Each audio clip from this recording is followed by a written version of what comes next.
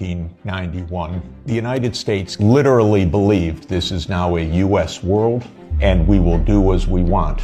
The wars in the Middle East, Serbia, the wars in Africa, these are wars that the United States led and caused.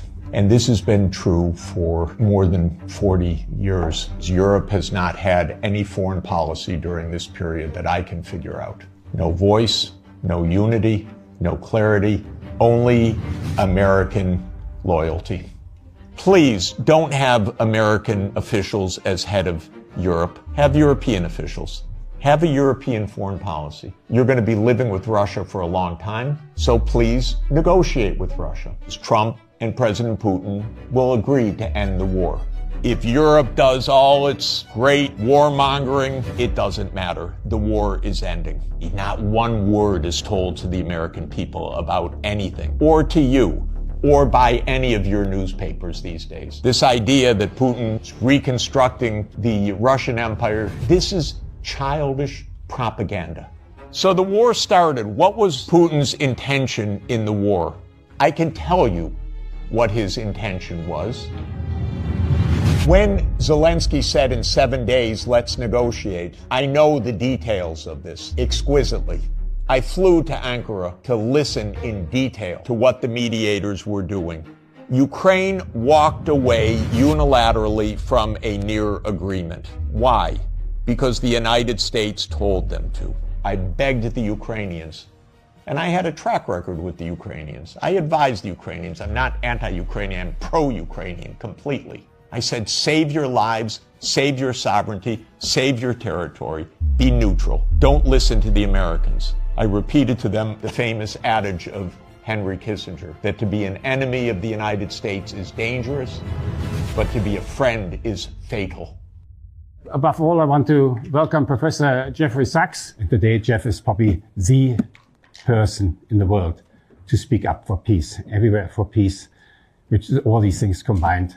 And therefore, I'm very happy that you're here. And I'm here since 6 months in this parliament. And for somebody who worked for the UN, I was actually quite shocked to learn that this parliament speaks only about war. I think we have now to rethink what we want to do. And I hope the European Union will also come, because I'm pro-European Union, will come to realize that we have also to see how we seek peace and how we manage peace and how we create again a peaceful Europe. And Jeff might give us, for these things, some insight. Thank you very much. I've watched the events very close up in Eastern Europe, the former Soviet Union, Russia, very closely for the last 36 years. I was an advisor to the Polish government in 1989, to President Gorbachev in 1990 and 91, to President Yeltsin in 1991 to 1993, to President Kuchma of Ukraine in 1993-94. I helped introduce the Estonian currency. I helped several countries in former Yugoslavia, especially Slovenia.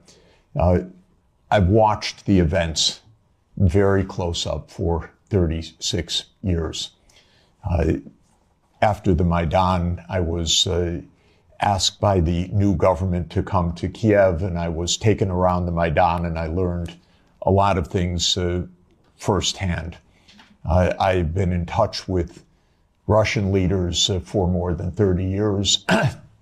I know the American political leadership close up. Our previous Secretary of Treasury was my macroeconomics teacher 51 years ago, or just to give you an idea. So we were very close friends for a half century.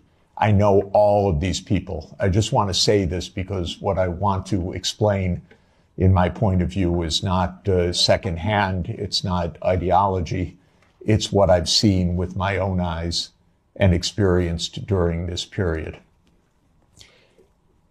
In my understanding of the events that have befallen Europe in many contexts, and I'll include not only the Ukraine crisis, but Serbia, 1999, the wars in the Middle East, including Iraq, Syria, the wars in Africa, including Sudan, Somalia, Libya. These are, to a very significant extent, that would surprise you, perhaps, and would be denounced about what I'm about to say. These are wars that the United States led and caused. And this has been true for more than 40 years now. What happened, more than 30 years, I should say, to be more precise. The United States came to the view, especially in 1990, 91, and then with the end of the Soviet Union, that the U.S. now ran the world, and that the U.S. did not have to heed anybody's views, red lines, concerns, security viewpoints, or any international obligations, or any UN framework. I'm sorry to put it so plainly, but I do want you to understand. I tried very hard in 1991 to get help for Gorbachev, who I think was the greatest statesman of our modern time. I recently read the archived memo of the National Security Council discussion of my proposal, how they completely dismissed it and laughed it off the table when I said that the United States should help the Soviet Union in financial stabilization and in making its reforms.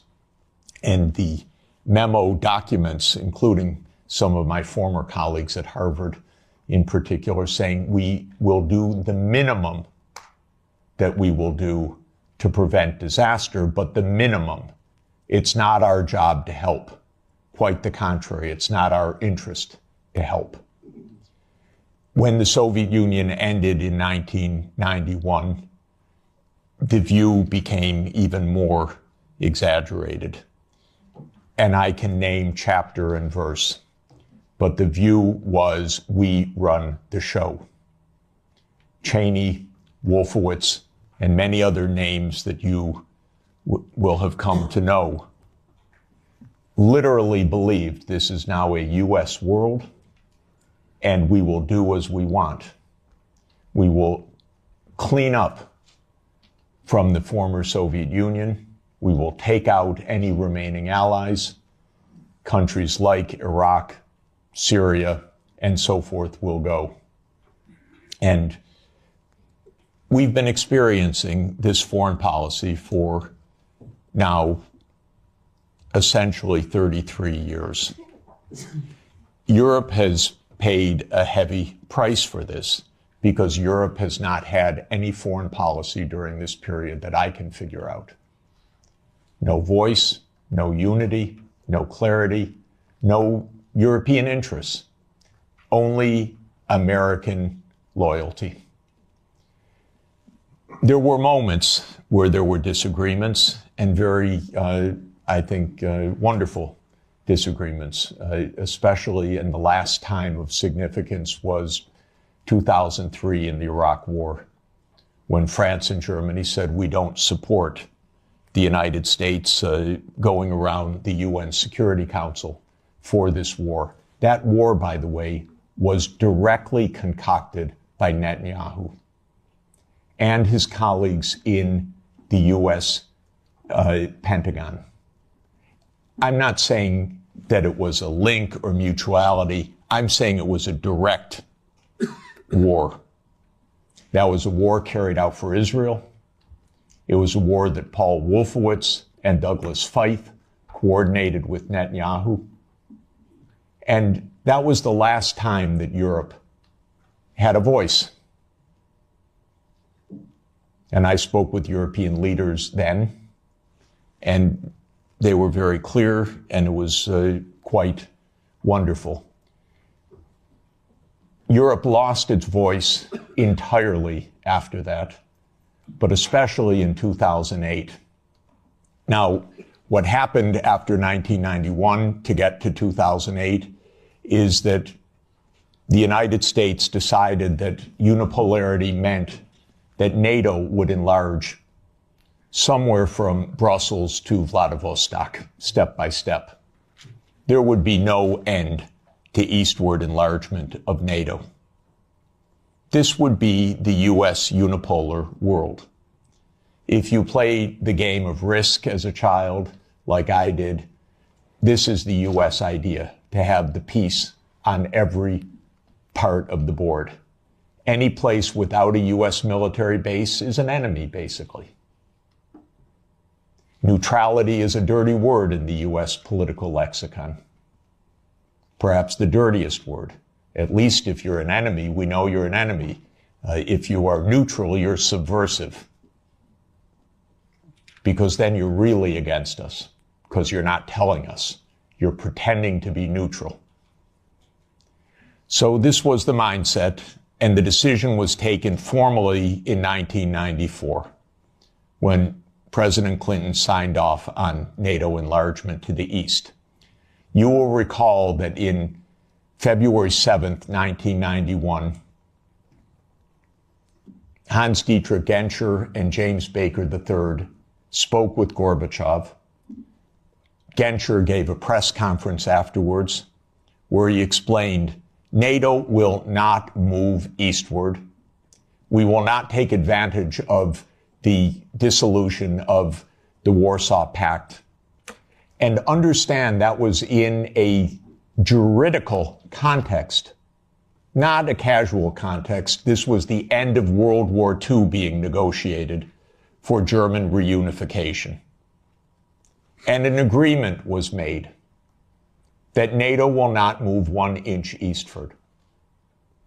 And it was explicit, and it is in countless documents, and just look up National Security Archive of George Washington University, and you can get dozens of documents. It's a website called What Gorbachev Heard About NATO. Take a look, because everything you're told by the U.S. is a lie about this. But the archives are perfectly clear.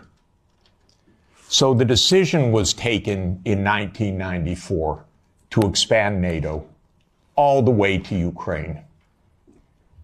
This is a project. This is not one administration or another. This is a U.S. government project that started more than 30 years ago.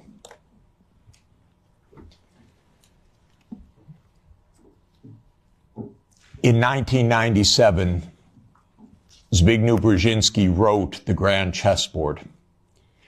That is not just musings of Mr. Brzezinski. That is the presentation of the decisions of the United States government explained to the public, which is how these books work.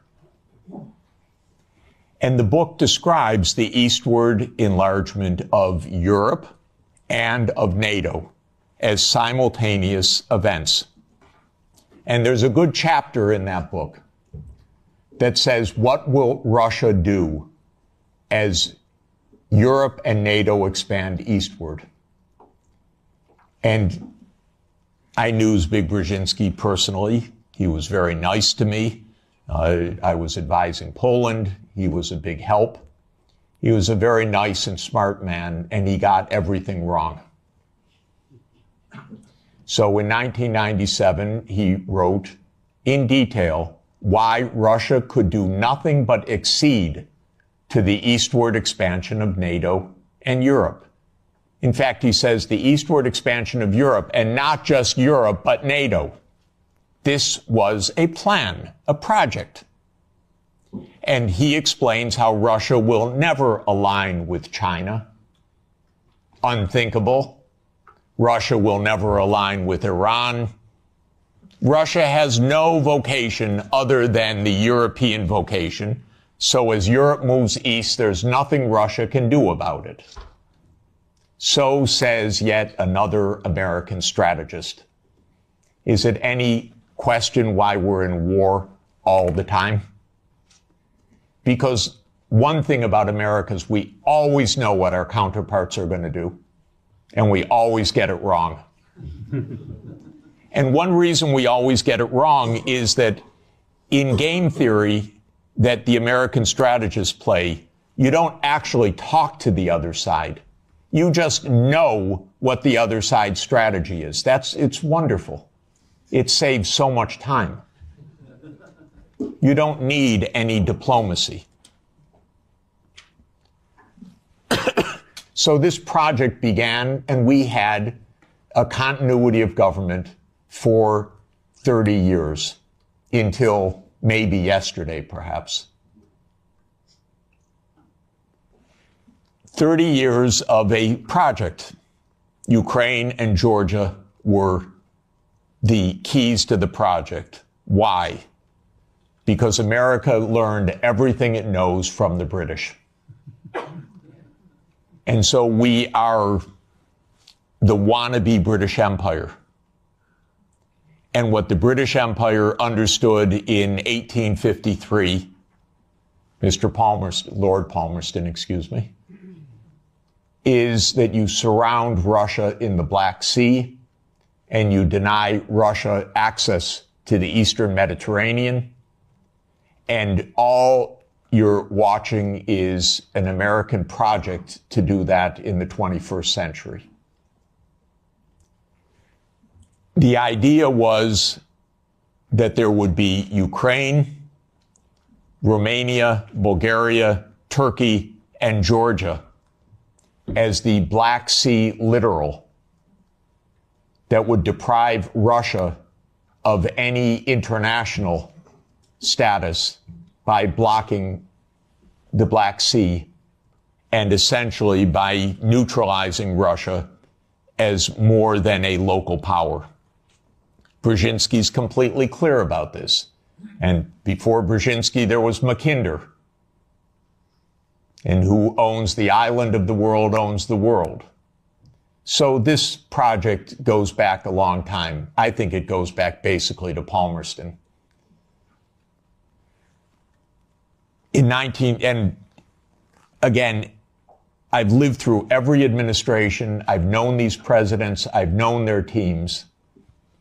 Nothing changed much from Clinton to Bush to Obama to Trump 1 to Biden. Maybe they got worse step by step. Biden was the worst in my view. Maybe also because he was not compos mentis for the last couple of years. And I say that seriously, not as a snarky remark. The American political system is a system of image. It's a system of media manipulation every day. It is a PR system.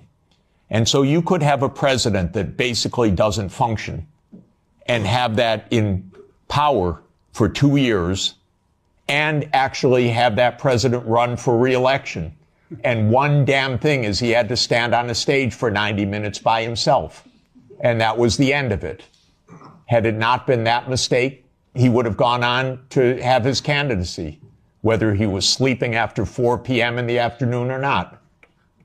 So this is actually the reality. Everybody goes along with it. It's impolite to say anything that I'm saying because we don't speak the truth about almost anything in this world right now. So this project went on from the 1990s, bombing Belgrade 78 straight days in 1999 was part of this project. Splitting apart the country when borders are sacrosanct, aren't they indeed? Except for Kosovo. That's fine, because borders are sacrosanct except when America changes them. Sudan was another related project. The South Sudan rebellion. Did that just happen because South Sudanese rebelled?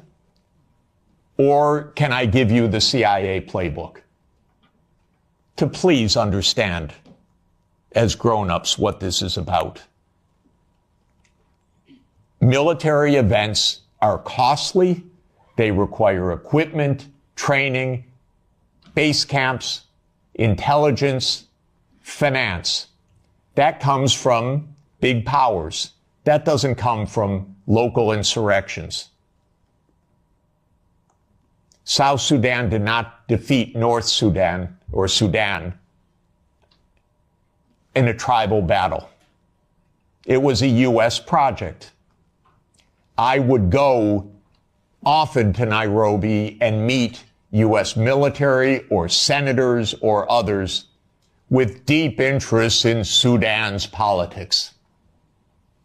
This was part of the game of unipolarity. So the NATO enlargement, as you know, started in 1999 with Hungary, Poland, and the Czech Republic. And Russia was extremely unhappy about it. But these were countries still far from the border. And Russia protested, but of course to no avail. Then George Bush Jr. came in. When 9/11 occurred, President Putin pledged all support. And then the U.S. Decided in September 20th, 2001, that it would launch 7 wars in 5 years. And you can listen to General Wesley Clark online talk about that. He was NATO's supreme commander in 1999. He went to the Pentagon on September 20th, 2001. He was handed the paper explaining 7 wars. These, by the way, were Netanyahu's wars. The idea was partly to clean up old Soviet allies and partly to take out supporters of Hamas and Hezbollah. Because Netanyahu's idea was there will be one state, thank you, only one state. It will be Israel. Israel will control all of the territory. And anyone that objects, we will overthrow. Not we exactly, our friend, the United States. That's U.S. policy until this morning.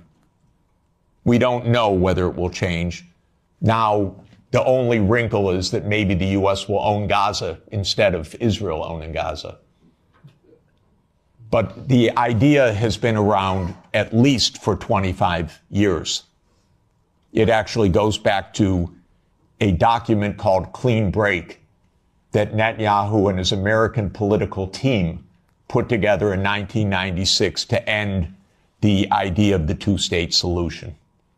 You can also find it online. So these are projects. These are long-term events. These aren't, is it Clinton? Is it Bush? Is it Obama? That's the boring way to look at American politics, as the day-to-day game, but that's not what American politics is. So the next round of NATO enlargement came in 2004 with 7 more countries. The 3 Baltic states, Romania, Bulgaria, Slovenia, and Slovakia. At this point, Russia was pretty damn upset. This was a complete violation of the post-war order agreed with German reunification. Essentially, it was a fundamental trick or defection of the U.S. from a cooperative arrangement, is what it amounted to, because they believe in unipolarity.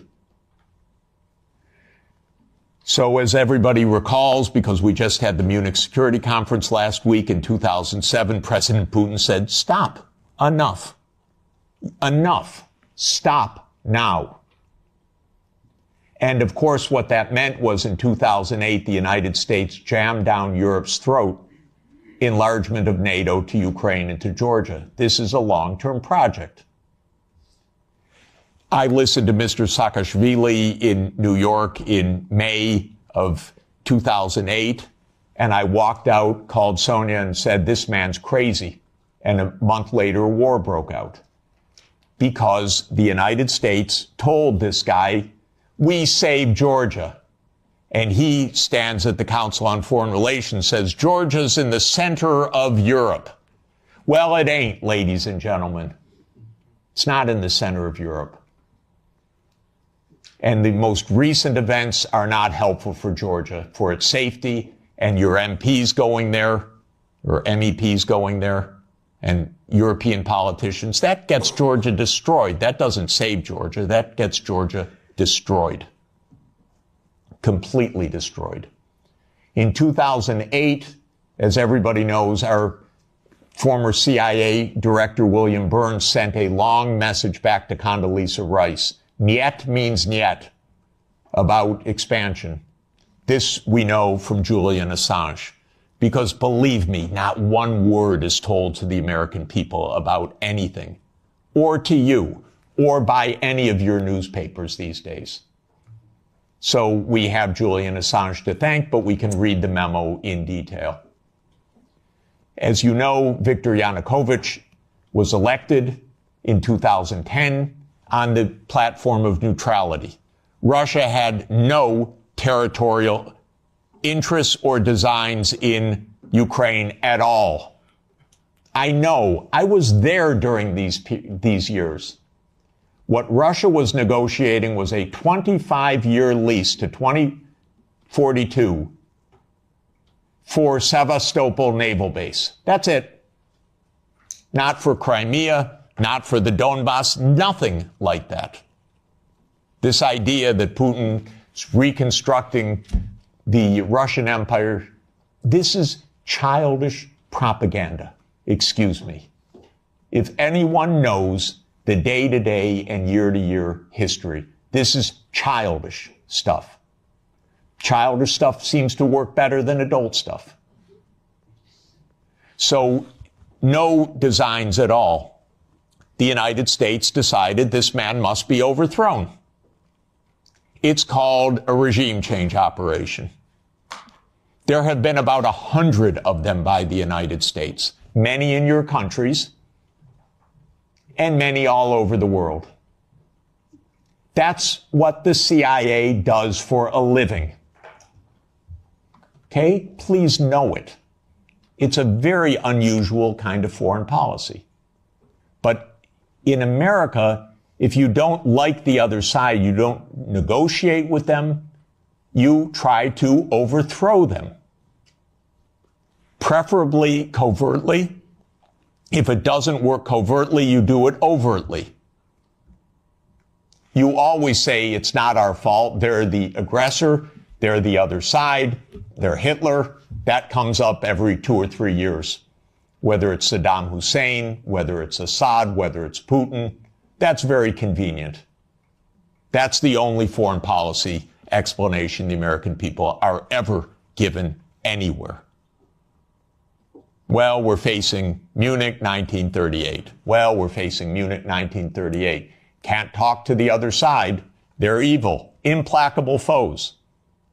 That's the only model of foreign policy we ever hear from our mass media.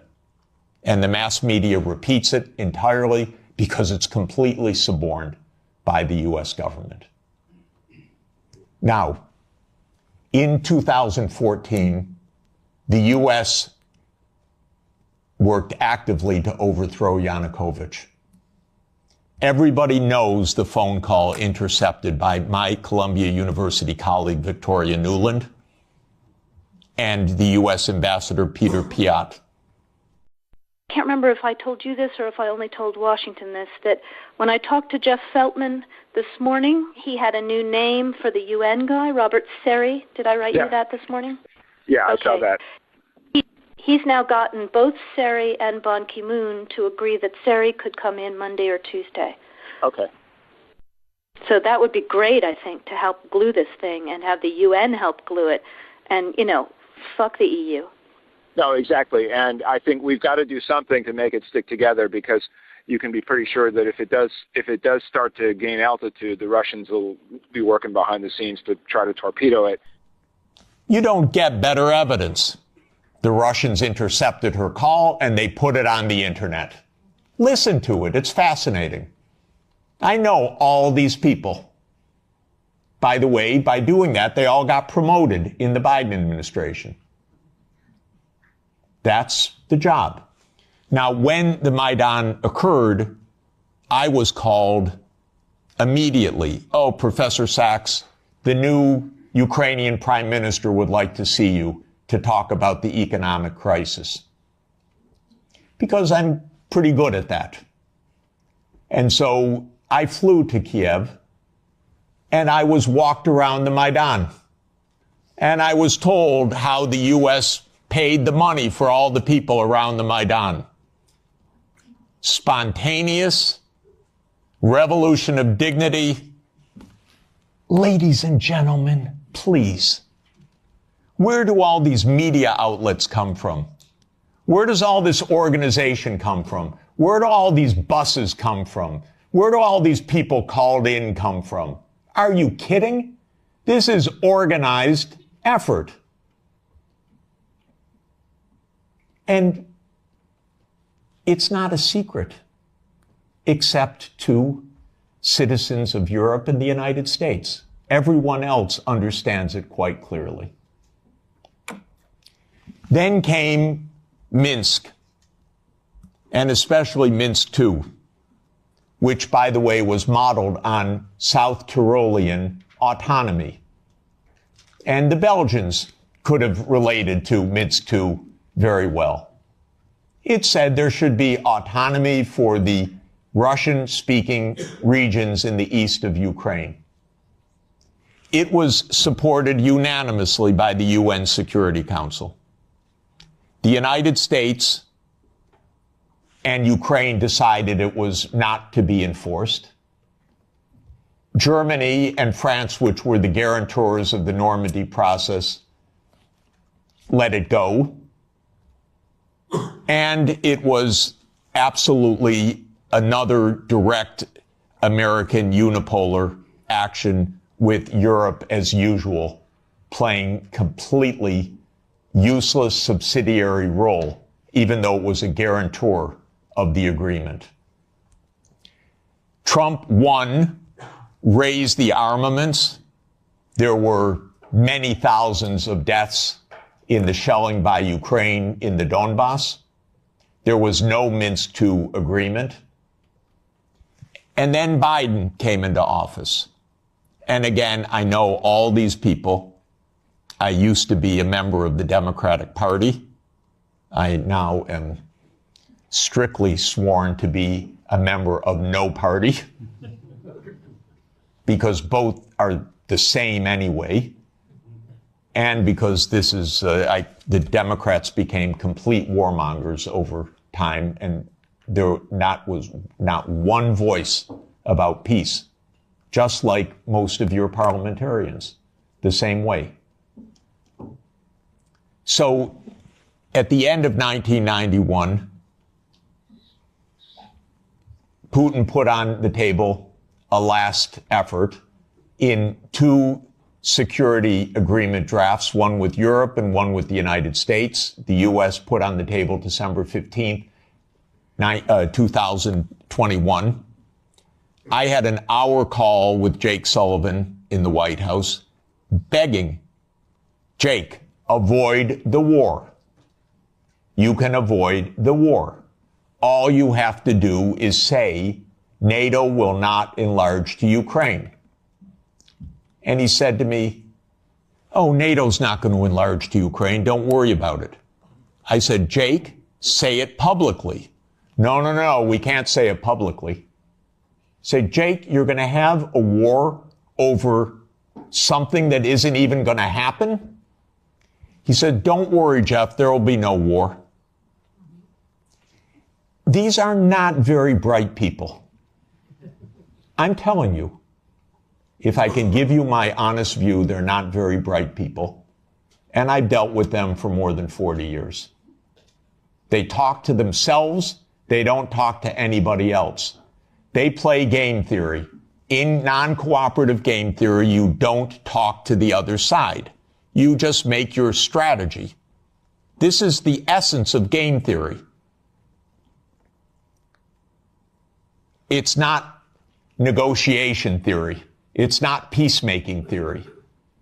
It is unilateral, non-cooperative theory, if you know formal game theory. That's what they play. It started at the Rand Corporation. That's what they still play. In 2019, there's a paper by Rand, How Do We Extend Russia? Do you know they wrote a paper, which Biden followed, How Do We Annoy Russia?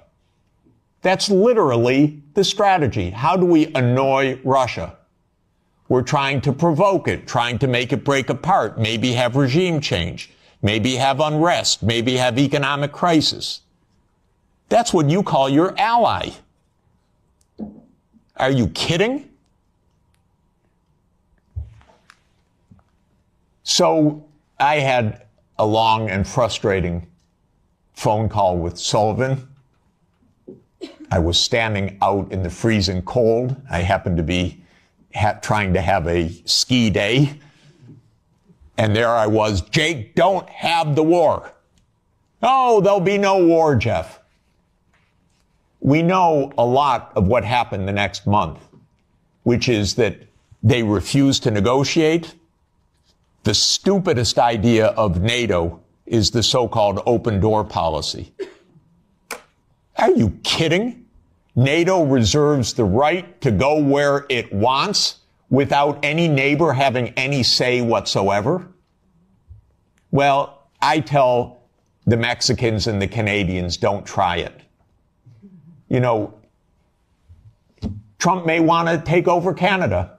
So Canada could say to China, why don't you build a military base in Ontario? I wouldn't advise it. And the United States would not say, well, it's an open door. That's their business. I mean, they can do what they want. That's not our business. But grown-ups in Europe repeat this. In Europe, in your commission, your high representative. This is nonsense stuff. This is not even baby geopolitics. This is just not thinking at all. So the war started. What was Putin's intention in the war? I can tell you what his intention was. It was to force Zelenskyy to negotiate neutrality.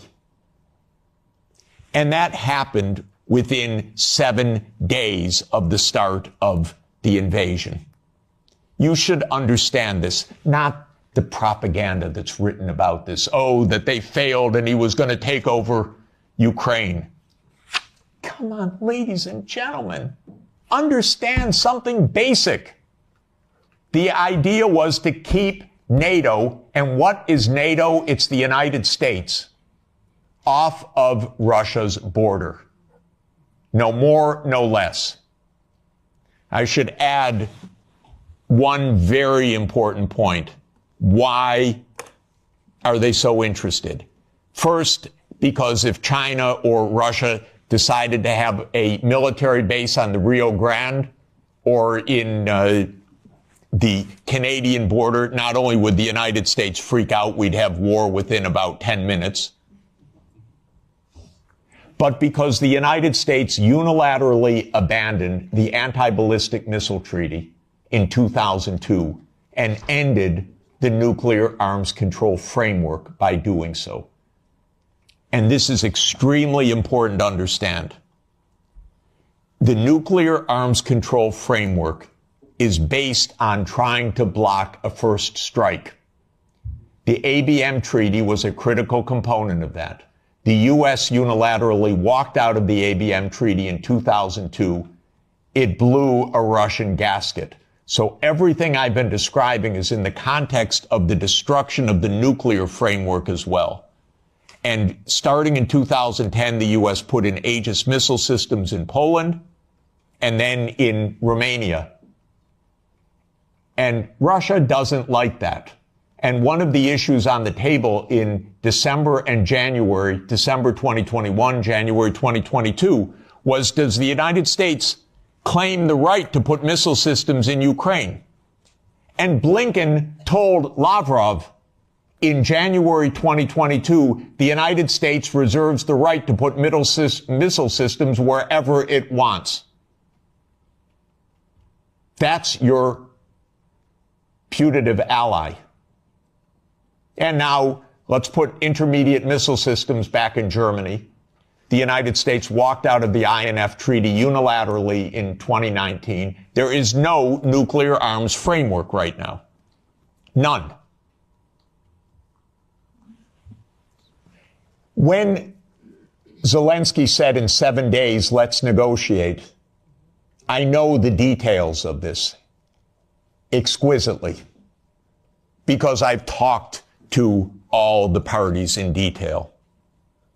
Within a couple of weeks, there was a document exchanged that President Putin had approved, that Lavrov had presented, that was being managed by the Turkish mediators. I flew to Ankara to listen in detail to what the mediators were doing. Ukraine walked away unilaterally from a near agreement. Why? Because the United States told them to. Because the UK added icing to the cake by having Bojo go in early April to Ukraine and explain. And he has recently, and if your security is in the hands of Boris Johnson, God help us all. Keith Starmer turns out to be even worse. It's unimaginable, but it is true.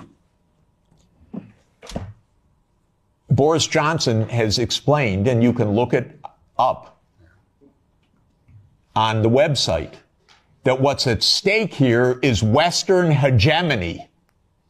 Not Ukraine, Western hegemony.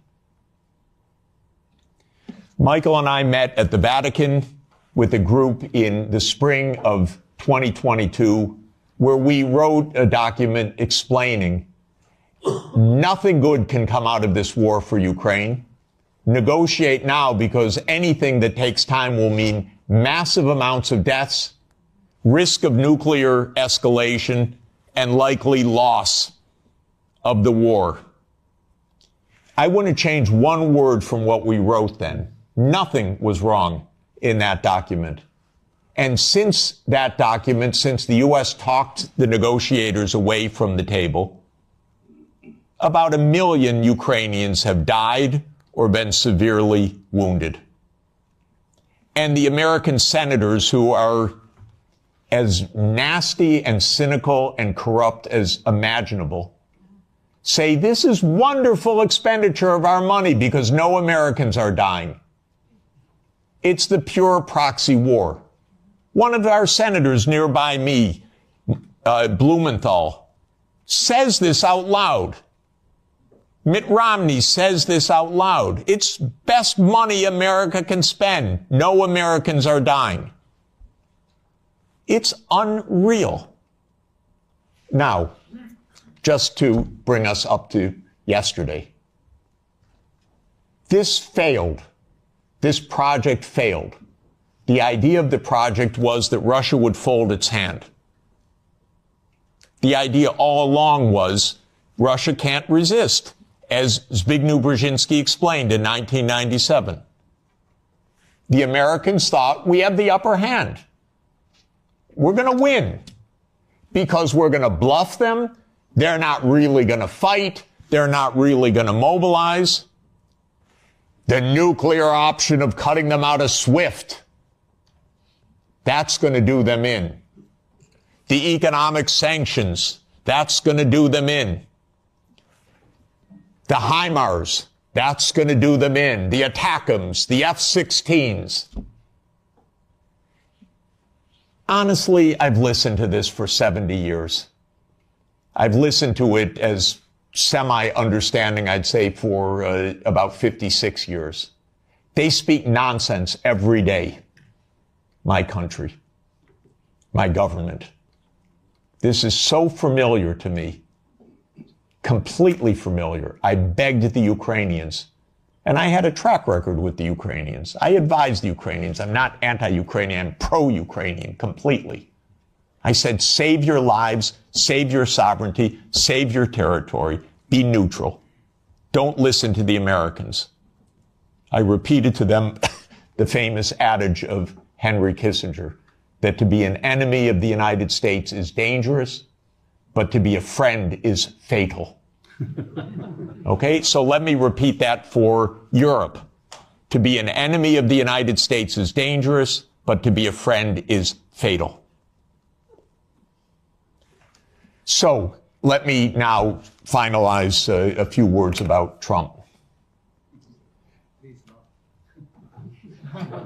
Trump does not want the losing hand. This is why it is more likely than not this war will end, because Trump and President Putin will agree to end the war.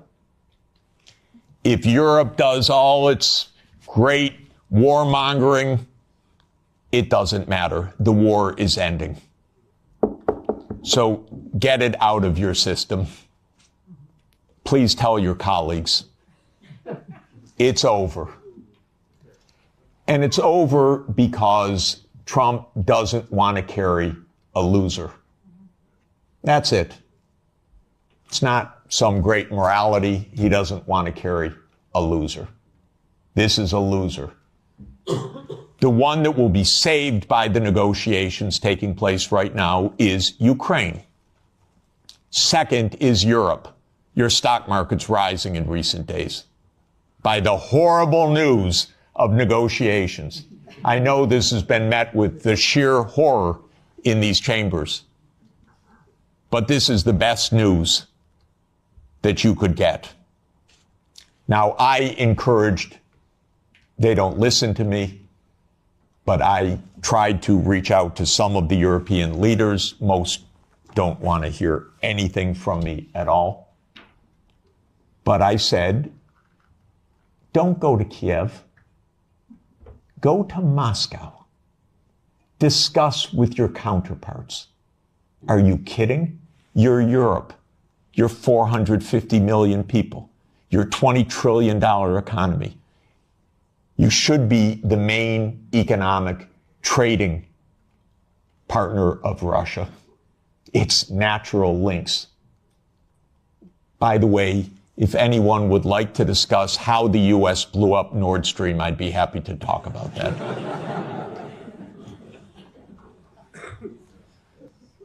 So, the Trump administration is imperialist at heart. It is great powers dominate the world. It is we will do what we want when we can. We will be better than a senescent Biden, and we'll cut our losses where we have to. There are several war zones in the world, the Middle East being another. We don't know what will happen with that. Again, if Europe had a proper policy, you could stop that war. I'll explain how. But war with China is also a possibility. So I'm not saying that we're at the new age of peace, but we are in a very different kind of politics right now. And Europe should have a foreign policy. And not just a foreign policy of Russophobia, a foreign policy that is a realistic foreign policy that understands Russia's situation, that understands Europe's situation, that understands what America is and what it stands for, that tries to avoid Europe being invaded by the United States, because it's not impossible that America will just land troops in Danish territory. I'm not joking. And I don't think they're joking. And Europe needs a foreign policy. A real one. Not a, yes, we'll bargain with Mr. Trump and meet him halfway. You know what that will be like? Give me a call afterwards. Please don't have American officials as head of Europe. Have European officials. Please. have a European foreign policy. You're going to be living with Russia for a long time, so please negotiate with Russia. There are real security issues on the table. But the bombast and the Russophobia is not serving your security at all. It's not serving Ukraine's security at all. It contributed to 1 million casualties in Ukraine from this idiotic American adventure that you signed on to and then became the lead cheerleaders of. Solves nothing. On the Middle East, by the way, the U.S. completely handed over foreign policy to Netanyahu 30 years ago. The Israel lobby dominates American politics. Just have no doubt about it. I could explain for hours how it works. It's very dangerous. I'm hoping that Trump will not destroy his administration and worse, the Palestinian people, because of Netanyahu, who I regard as a war criminal, properly indicted by the ICC, and that needs to be told no more, that there will be a state of Palestine on the borders of the 4th of June, 1967, according to international law, as the only way for peace. It's the only way for Europe to have peace on your borders with the Middle East, is the two-state solution. There is only one obstacle to it, by the way, and that is the veto of the United States in the UN Security Council. So if you want to have some influence, tell the United States, drop the veto. You are together with 180 countries in the world. The only ones that oppose a Palestinian state are the United States, Israel, Micronesia, Nauru, Palau, Papua New Guinea, Mr. Malay, and Paraguay. So this is a place where Europe could have a big influence. Europe has gone silent about the JCPOA and Iran. Netanyahu's greatest dream in life is a war between the United States and Iran. He's not given up, and it's not impossible that that would come also. And that's because the U.S. in this regard does not have an independent foreign policy. It is run by Israel. It's tragic. It's amazing, by the way. And it could end. Trump may say that he wants foreign policy back. Maybe. I'm hoping that it's the case. Finally, let me just say with respect to China, China is not an enemy. China is just a success story. That's why it is viewed by the United States as an enemy, because China is a bigger economy than the United States. That's all.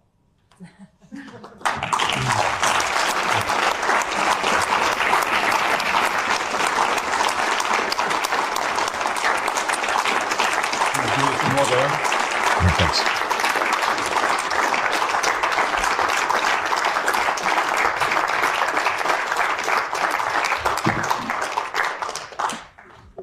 Very well. Now, questions. Please don't make any statements. Just make questions, because we are too many and we don't have all that much time. So where do I start? I start with on the left side. I have a preference to the left, as you know. You come all. Yeah, go ahead. Thank you, Jeffery Sachs. From the Czech Republic, we are glad we have you here. We have a problem. We were cursed by a witch who told mark the EU, and the EU is marked. So it won't be improved until 2029. But what we, the Central Europeans, should do in the meantime, especially if the Germans don't happen to vote for Sarah Wagenknecht enough, are we supposed to create some kind of neutrality for the Central Europe, or what would you suggest us to do? Yeah. So, first of all my grandchildren are Czech, I want you to know. And Sonia is Czech-born and Czech citizen, so we're very proud. I'm the trailing spouse in this, but I'm a Czech wannabe.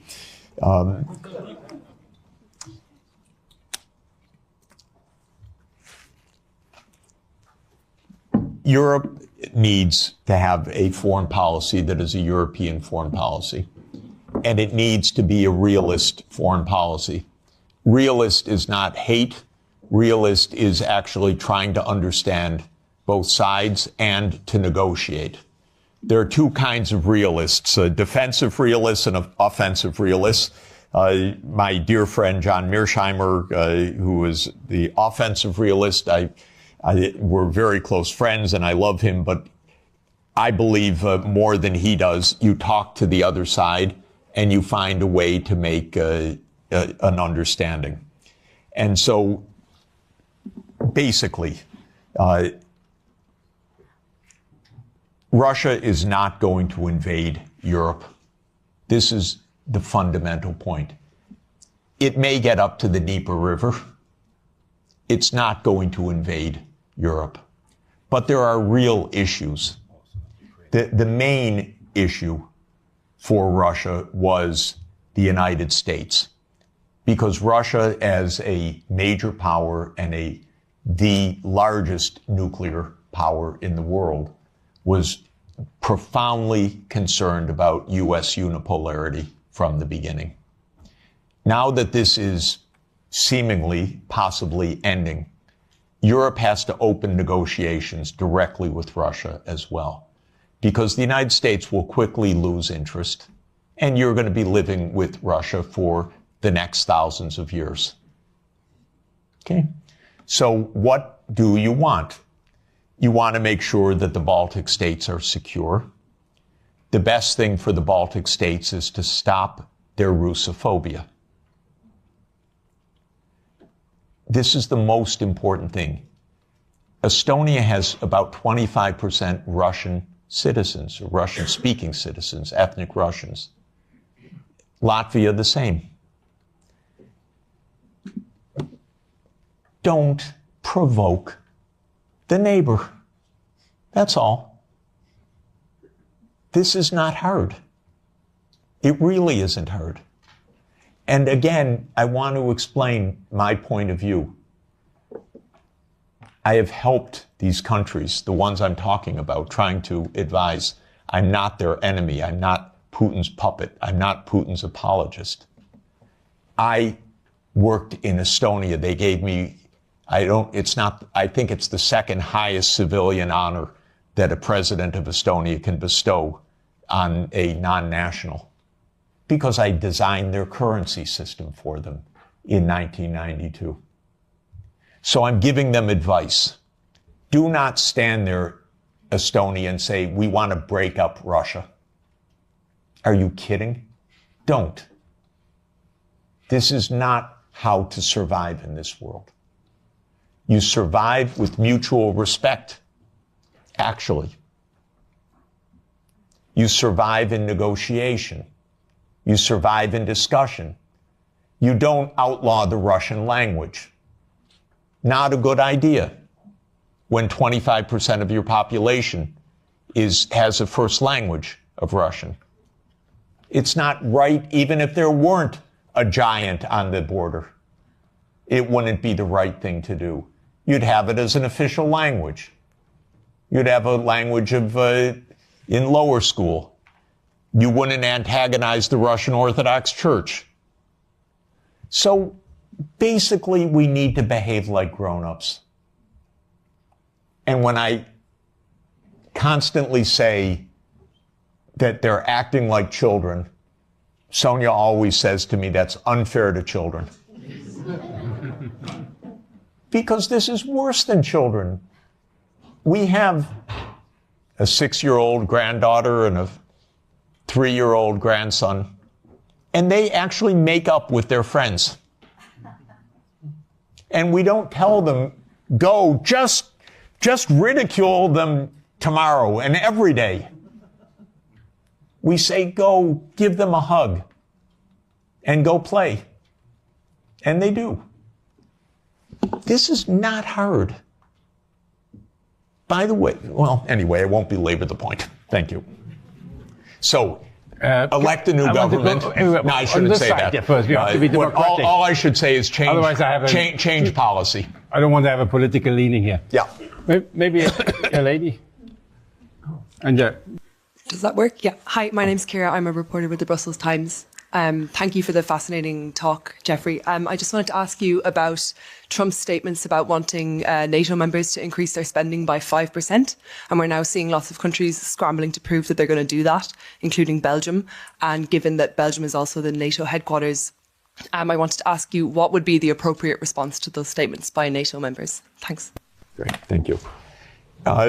We don't see exactly eye to eye on this question, so let me give you my own view. My first recommendation, with all respect to Brussels, is move the NATO headquarters somewhere else. I mean it seriously, because one of the worst parts of European policy right now is a complete confusion of Europe and NATO. These are completely different, but they became exactly the same. Europe is much better than NATO. In my opinion, NATO isn't even needed anymore. I would have ended it in 1991. But because the US viewed it as an instrument of hegemony, not as a defense against Russia, it continued afterwards. But the confusion of NATO and Europe is deadly, because expanding Europe meant expanding NATO, period. And these should have been completely different things. So this is the first point. My own view, again, with all respect to Michael, we only had a brief conversation about it, is that Europe basically should have its own foreign policy and its own military security, its own strategic autonomy, so-called. And it should. I'm in favor of that. I would disband NATO, and maybe Trump is going to do it anyway. Maybe Trump's going to invade Greenland. Who knows? Then you're really going to find out what NATO means. So I do think that Europe should invest in its security. 5% is outlandish, ridiculous, absurd, completely absurd. No one needs to spend anything like that amount. 2 to 3% of GDP, probably under the current circumstances. What I would do, by the way, is buy European production. Because actually, strangely, weirdly, unfortunately in this world, and it's a truism, but it's unfortunate, so I'm not championing it, a lot of technological innovation spins off from the military sector because governments invest in the military sector. So Trump is an arms salesman. You understand that. He's selling American arms. He is selling American technology. Vance told you a few days ago, don't even think about having your own AI technology. So please understand that this increase of spending is for the United States, not for you. And in this sense, I'm completely against that approach. But I would not be against an approach of Europe spending 2 to 3% of GDP for a unified European security structure, and invested in Europe and European technology, and not having the United States dictate the use of European technology. It's so interesting. It's the Netherlands that produces the only machines of advanced semiconductors, extreme ultraviolet lithography. It's ASML. But America determines every policy of ASML. The Netherlands doesn't even have a footnote. I wouldn't do that if I were you. Hand over all security to the United States. I wouldn't do it. I would have your own security framework, so you can have your own foreign policy framework as well. Europe stands for lots of things that the United States does not stand for. Europe stands for climate action. By the way, rightly so, because our president is completely bonkers on this. And Europe stands for decency, for social democracy as an ethos. I'm not talking about a party. I'm talking about an ethos of how equality of life occurs. Europe stands for multilateralism. Europe stands for the UN Charter. The US stands for none of those things. You know that our Secretary of State, Marco Rubio, canceled his trip to South Africa because on the agenda was equality and sustainability. And he said, I'm not getting into that. That is an honest reflection of deep Anglo-Saxon libertarianism. Egalitarianism is not a word of the American lexicon. Sustainable development, not at all. You probably know, by the way, that of the 193 UN member states, 191 have had SDG plans presented as voluntary national reviews. 191. 2 have not. Haiti and the United States of America. The Biden administration wasn't even allowed to say sustainable development goals. The Treasury had a policy not to say sustainable development goals. Okay, I mention all of this because you need your own foreign policy. I issue a report, 2 reports each year, one the World Happiness Report, and 18 of the top 20 countries, if I remember correctly, are European. This is the highest quality of life in the whole world. So you need your own policy to protect that quality of life. The United States ranks way down. And the other report, where's my colleague Guillaume?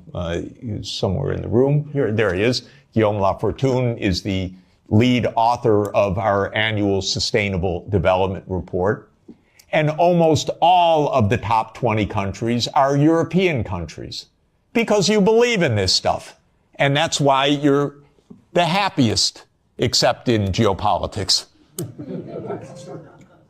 But quality of life. So you need your own foreign policy, but you won't have it unless you have your own security. You just won't. And so, and by the way, 27 countries cannot each have their own foreign policy. This is a problem. You need a European foreign policy and a European security structure. And by the way, although Michael assures me it's dead, I was the greatest fan of OSCE and believe that OSCE is the proper framework for European security. It could really work. Okay, and afterwards, first. Thank you. No. Thank you very much. You are at the lunch, no? You can. Yeah, okay. Thank you, Professor. I'm from Slovakia, and my Prime Minister, Robert Fico, was almost shot dead because the opinions you had the similar with him. Yes, we are, as a Slovakia, Slovak government, of the few countries in the European Union, we are talking to Russians. 2 months ago, I was talking with Mr. Medvedev. In 2 weeks, I will be talking in Duma with Mr. Slutsky, who is the chairman of the Russian Foreign Affairs Committee in Moscow. Maybe my question is, what would you be your message to Russians in this moment? Because as I heard, they're on the victorious wave. They have no reason not to conquer the Donbass because that's their war aim. And what can Trump can offer to them to stop the war immediately? What would be the message for Russians from your side? Thank you very much. Lots of important things are now on offer and on the table, and I believe that the war will end quickly because of this, and this will be at least one blessing in a very, very difficult time. Exactly what the settlement will be, I think, is now only a question of the territorial issues. And that is whether it is the complete 4 oblasts, including all of Kherson and Zaporizhia, or whether it is on the contact line and how all of this will be negotiated. I'm not in the room of the negotiations, so I can't really say more, but the basis will be there will be territorial concessions, there will be neutrality, there will be security guarantees for Ukraine, for all parties. There will be, at least with the U.S., an end of the economic sanctions. But what counts, of course, is Europe and Russia. I think that there are, and maybe there will be a restoration of nuclear arms negotiations, which would be extraordinarily positive. I think that there are tremendously important issues for Europe to negotiate directly with Russia. And so I would urge President Costa and the leadership of Europe to open direct discussions with President Putin, because European security is on the table. I know the Russian leaders, many of them quite well. They are good negotiators, and you should negotiate with them. And you should negotiate well with them. I would ask them some questions. I would ask them, what are the security guarantees that can work so that this war ends permanently? What are the security guarantees for the Baltic states? What should be done? Part of the process of negotiation is actually to ask the other side about your concerns, not just to know what they know as you think is true, but actually to ask, we have a real problem. We have a real worry. What are the guarantees? Well, I want to know the answers also. By the way, I know Minister Lavrov, for 30 years. I regard him as a brilliant foreign minister. Talk with him, negotiate with him, get ideas, put ideas on the table, put counter ideas on the table. I don't think all of this can be settled by pure reason because of oneself. You settle wars by negotiating and understanding what are the real issues, and you don't call the other side a liar when they express their issues. You work out what the implications of that are for the mutual benefit of peace. So the most important thing is stop the yelling, stop the warmongering, and discuss with the Russian counterparts. And don't beg to be at the table with the United States. You don't need to be in the room with the United States. You're Europe. You should be in the room with Europe and Russia. If the United States wants to join, that's fine. But to beg, no. And by the way, Europe does not need to have Ukraine in the room when Europe talks with Russia. You have a lot of issues, direct issues. Don't hand over your foreign policy to anybody, not to the United States, not to Ukraine, not to Israel. Keep a European foreign policy. This is the basic idea. Okay. Yeah, one more. Hans Neuhoff from the Sovereignists political group in this parliament, Alternative for Germany as political party. First of all, let me thank you, Mr. Sachs, for being here and sharing your ideas with us, and be assured that many of your ideas and of your colleague John Mersheimer have well been received by political groups here and have been integrated into our agenda. I widely share your views, yet there's one question regarding the historical account that you gave where I would like to go in some detail. And this concerns the beginning of NATO expansion. You reported from the website What Gorbachev Heard that there are many quotations from Genscher, for example, that NATO will not move 1 inch eastwards. Now, the 2+4 treaty has been signed in September 1990, right, in Moscow. So at that point in time, the Warsaw Pact still existed. And countries like Poland, Hungary, and Czechia were not part of the negotiations for the 2 and 4 treaty. So the Warsaw Pact actually dissolved in July 1991, and the Soviet Union dissolved in December 1991. So nobody who was present in the negotiations could speak for Poland, could speak for Hungary, could speak for Slovakia, that they would not try to become member of NATO once the overall situation has changed. So the counter-argument, which we have to counter, is that it was on the will of these countries, of Poland, of Hungary, of Slovakia, that they wanted to join NATO because of the very history they had with the Soviet Union. And of course, Russia was still perceived in a way as a follower of the Soviet Union. So how do you counter that argument?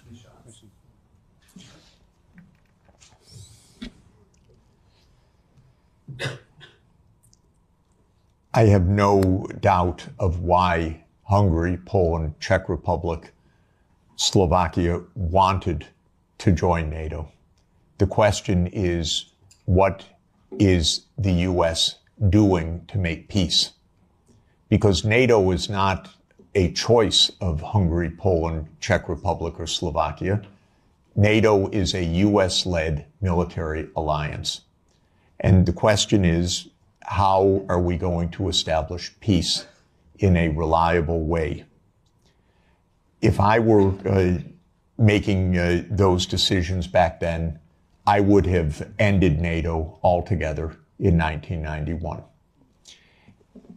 When those countries requested NATO, I would have explained to them what our Defense Secretary William Perry said, what our lead statesman George Kennan said, what our final ambassador to the Soviet Union, Jack Matlock, said.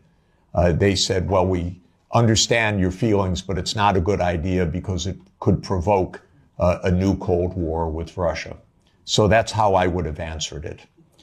When those countries joined in the first wave, I don't think it was that consequential, in fact, except that it was part of a bigger project. And the project was spelled out already in 1994. There's a very good book by Jonathan Haslam, Harvard University Press, called Hubris, which gives a detailed historical documentation of step-by-step what happened. And it's really worth reading. So this is, now, but the point I would really make is that Ukraine and Georgia were too far. This is right up against Russia.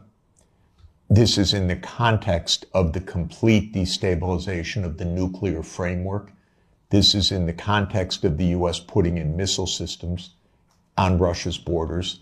If you listen to President Putin over the years, probably the main thing, if you listen carefully, that he's concerned about is missiles 7 minutes from Moscow, is a decapitation strike. And this is very real.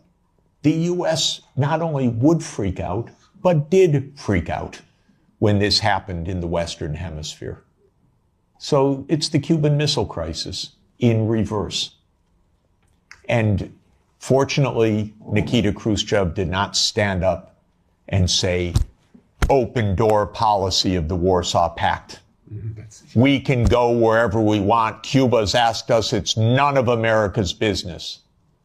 What Khrushchev said is, war, my God, we don't want war. We end this crisis. We both pull back. That's what Khrushchev and Kennedy decided in the end. So this is the real consequential. Russia even swallowed with a lot of pain the Baltic states, Romania, Bulgaria, Slovakia, and Slovenia. It is Ukraine and Georgia. And it's because of geography. It's because of Lord Palmerston. It's because of the First Crimean War. It's because of the missile systems that this is the essence of why there was this war.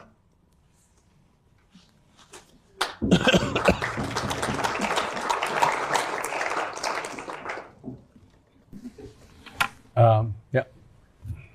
Is there anybody else? Because then we maybe close. What, you want to be the last one? Oh, no, I see. Which one?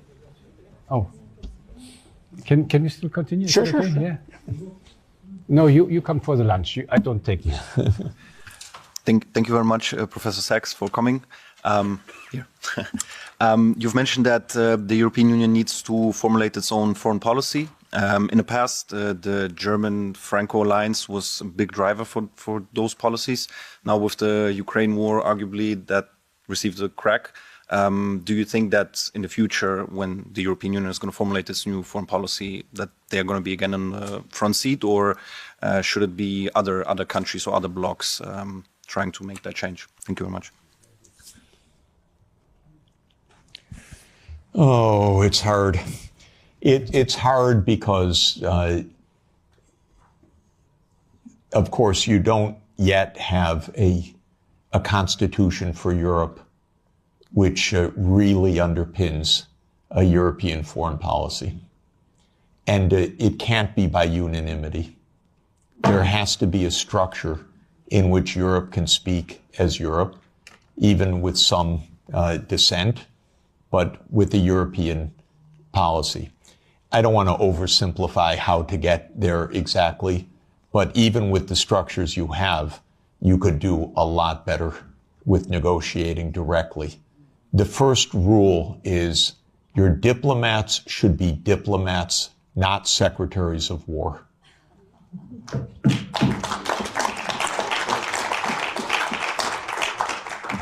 Honestly, that would go halfway, at least, to where you want to go.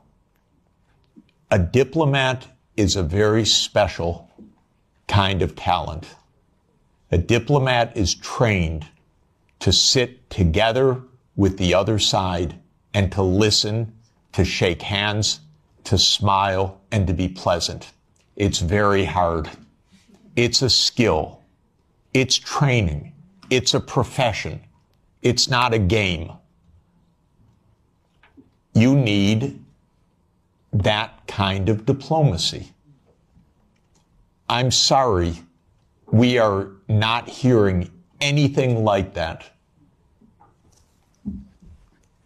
I'll just make a couple complaints. First, Europe is not NATO, as I said. I thought Stoltenberg was the worst, but I was wrong. It just keeps getting worse. Could someone in NATO stop talking, for God's sake, about more war? And could NATO stop speaking for Europe, and Europe stop thinking it's NATO? This is the first absolute point. Second, I'm sorry, but your high representative vice presidents need to become diplomats. Diplomacy means going to Moscow, inviting your Russian counterpart here, discussing. This doesn't happen till now. So this is really my point. Now, I believe that Europe should become more integrated and more unified in the years ahead. I'm a strong believer in subsidiarity. So we were discussing, I don't think housing policy is really Europe's main issue. I think this can be handled at the local level or at the national level. I don't see it as a European issue, but I don't see foreign policy as being a 27 country issue. I see it being as a European issue. And I see security being at a European level. So I think things need to be readjusted, but I'd like to see more Europe for truly European issues and maybe less Europe for things that are properly subsidiary to Europe at the national and the local level. And I hope that such an evolution can take place. You know, when the world talks about great powers right now, they talk about US, Russia, China. I include India. And I really want to include Europe. And I really want to include Africa as an African Union. And I want that to happen. But you'll notice on the list, Europe doesn't show up right now. And this is because there is no European foreign policy. Mm-hmm. Okay.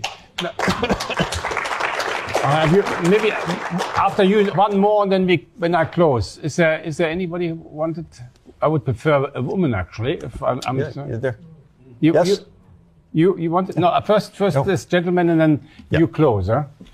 Okay. Sorry for this one. It's Thank you very much, and thank you very much, Professor, for this very courageous speech, very clear speech also that you made. I'm an MEP from Luxembourg. My question is the following. What are the long-term consequences of this lost war? We lost the war, now we have an uncertain future for NATO. We have also clearly, and you refer to it, the marginalization of Europe. We have a strengthening of the BRICS countries, which can be rivals in many respects. So will there be a future for a collective West over the next 20 or 30 years? Thank you very much. I don't believe there is a collective West. I believe that there is a United States and Europe that are in some areas in parallel interests and in many areas not in parallel interest. I want Europe to lead sustainable development, climate transformation, global decency. I believe if the world looked more like Europe, it'd be a happier, more peaceful, safer world. And longevity and better food, by the way. But just saying, in any event, Europe has a vocation that is rather different from the American tradition and, frankly, from the Anglo-Saxon tradition, because it's been 200 years of Anglo-Saxon hegemony or aspirational hegemony. The British still believe they run the world. It's amazing what nostalgia means. They don't even stop. It's almost like a Monty Python skit, actually. But in any event, where was I? I'm thinking of Monty Python when the knight gets all his limbs cut off and says, "Everything's fine, I'm victorious." That's Britain, unfortunately. And so it's really terrible. So no, I don't believe in the collective West. I don't believe in the global South. I don't believe in, all these geographies don't even make sense because I'm actually, I look at maps a lot and the global South is mostly in the North, and the West is not even West. And so I don't even understand what this is about. I do believe that, we could be in a true age of abundance if we got our heads on straight. We're in the biggest technological advance in human history. It's truly amazing what can be done right now. I marvel at the fact that somebody who knows no chemistry won the Nobel Peace Prize for chemistry because he's very good at deep neural networks, a genius, Demis Hassabis. They figured out protein folding, that generations of biochemists spent their whole lives on. And now DeepMind figured out how to do it, by the thousands of proteins. We have friends that spent their entire life on one protein, brilliant friends. And now what we can do. So if actually, and same with renewable energy, as everybody knows, the price has come down by more than 2 orders of magnitude, the costs. We could transform the planet. We could protect the climate system. We could protect biodiversity. We could ensure every child gets a good education. We could do so many wonderful things right now. And so what do we need to do that? In my view, we need peace, most importantly. And my basic point is there are no deep reasons for conflict anywhere. As every conflict I study is just a mistake. It's not, we are not struggling for Lebensraum. That idea that came from Malthus and that became a Nazi idea was always a wrong idea. It was a mistake, a fundamental intellectual mistake. An intellectual mistake, by the way, because leading scientists adopted the idea that we had race wars, we had national wars, we had wars of survival because we don't have enough on the planet. As an economist, I can tell you, we have plenty on the planet for everybody's development. Plenty. We're not in a conflict with China. We're not in a conflict with Russia. If we calm down, if you ask about the long term is very good, thank you. The long term, if we don't blow ourselves up, is very good. And so this is what we should aim for. A positive shared vision under international law. Because of our technology, things operate at a regional scale now. It used to be, it was villages, then it was small areas, then it was unification of countries. Now it's regional. That's not just because regions are wonderful, it's because the underlying technological realities say Europe should be an integrated area by transport, by fast rail, by digital, and so there's Europe. The politics follows the technological realities to a very important extent. We're in a world of regions now. So Europe should be Europe with subsidiarity. Don't lose all of the wonderful, wonderful national and local elements. But Europe should be Europe. So the good side is I want Europe to have diplomacy, for example, with ASEAN. I spend a lot of time with the ASEAN countries. If the EU Green Deal, wonderful idea. I said many years ago, okay, to the ASEAN leaders, make an ASEAN Green Deal. And then talk with the Europeans so that you have this wonderful relationship, trade, investment, technology. So last year they announced an ASEAN Green Deal. What did Europe do about it? Nothing. It said, sorry, we're in the Ukraine war, thank you. No interest. So this is my point. The prospects are very positive if we construct the peace.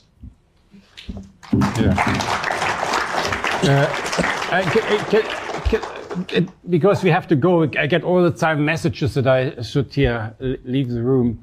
Can you just do something very short? Yeah. Do you think that a way out of the conflict is some kind of style of Finlandization? And then, is that what you would have, is that what you would have liked to see, like Sweden and Finland's foreign policy as an example? Is that, instead of them becoming members of NATO, is that the way that you would have liked to see these countries handle their foreign policy? And do you think that these countries that border Russia should just kind of succumb to their fate that, okay, we can't provoke Russia, like this is the way we have to live? Yeah, very good. Excellent question. And let me just report one part about Finlandization. Finlandization landed Finland #1 in the World Happiness Report year after year. Rich, successful, happy, and secure. That's pre-NATO. So Finlandization was a wonderful thing. #1 in the world. When Sweden and Finland and Austria were neutral. Bravo. Smart. When Ukraine was neutral, smart.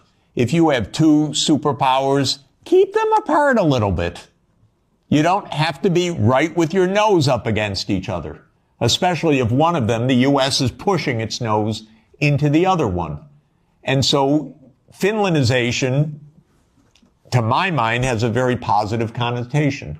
So does Austrianization. Austria, 1955, signed its neutrality. The Soviet army left. And Austria is a wonderful place, by the way. Absolutely wonderful.